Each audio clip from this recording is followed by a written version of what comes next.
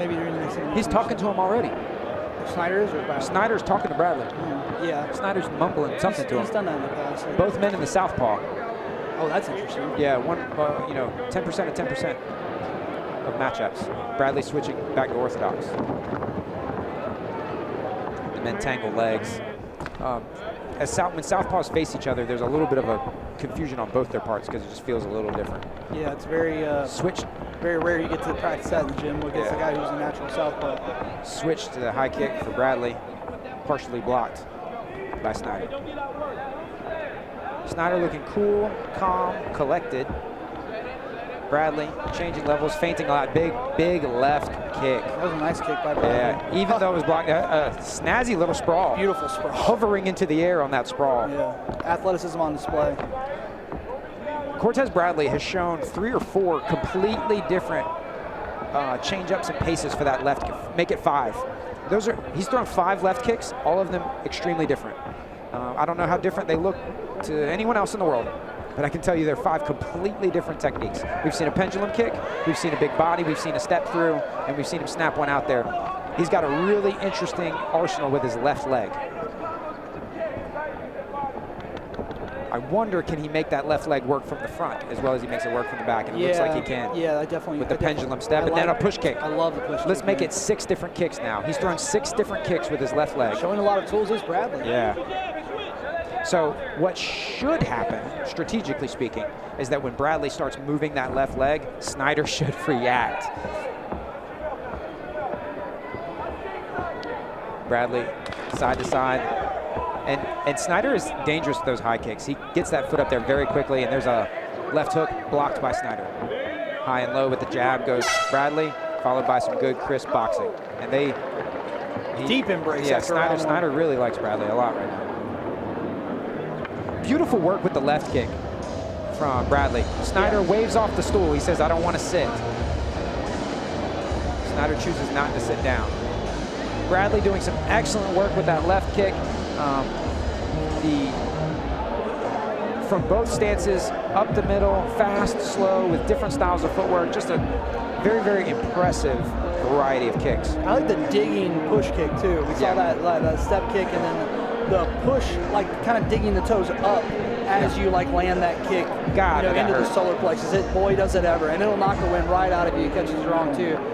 So I was a big fan of that strike. For Travis, I think the best shots for him were the straights. He was able to land a few good jabs and a few good crosses, but he needs to get a little bit closer. He needs to fight inside the kicking range, outside the punch range. Yeah, when you're facing a person with a variety of kicks, you can't let them kick.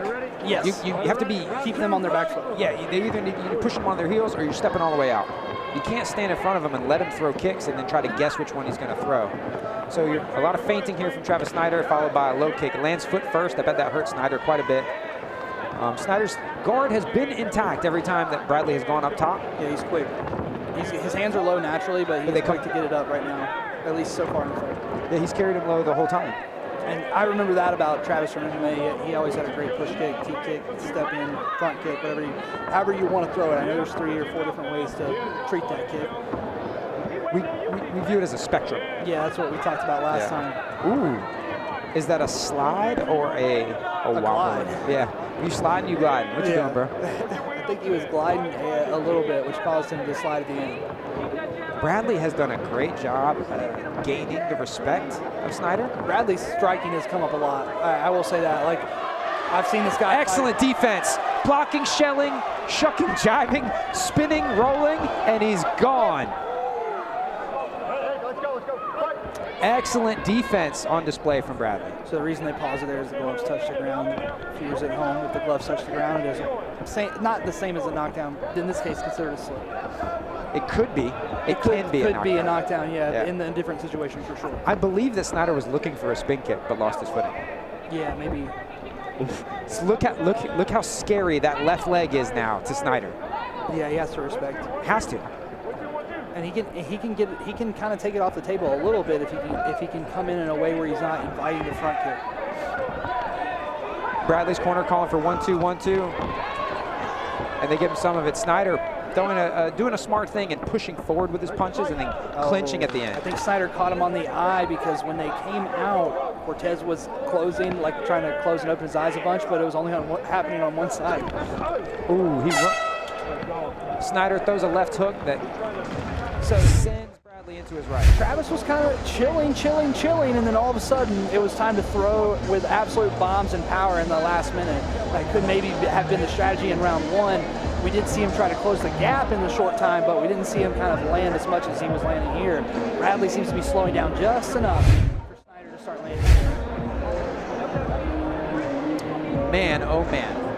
Very interesting fight, very tactical, very technical. Snyder doing much better in that round. Absolutely. Not letting Bradley pick and choose where the exchanges start and end. Pushing forward with bombs, as you called them, and then ending it with a clinch instead of ending it standing in front of Bradley, who's had his number at long range. Yeah, in the kicking range, Bradley has controlled the fight, but now we're seeing Travis willing to be a little less relaxed, a little bit more aggressive to get inside that range. Let's see how this third round plays out, because I think this is a 2-2 or 1-1 fight right. Very often people realize that the setting, the battleground is important, but they don't realize that it can be changed and sculpted between every exchange.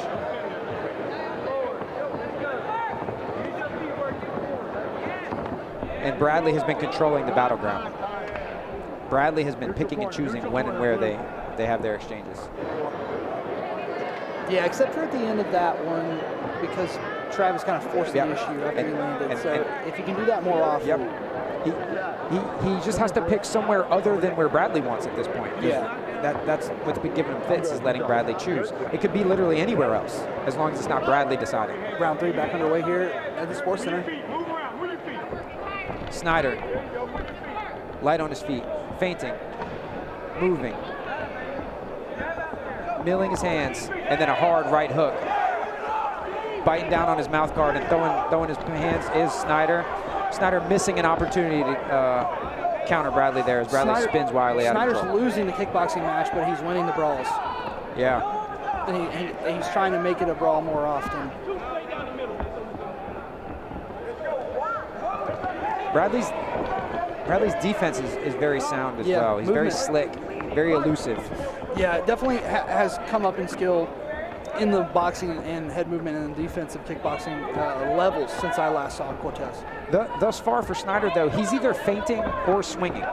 He has not mixed in the feints and the legitimate strikes.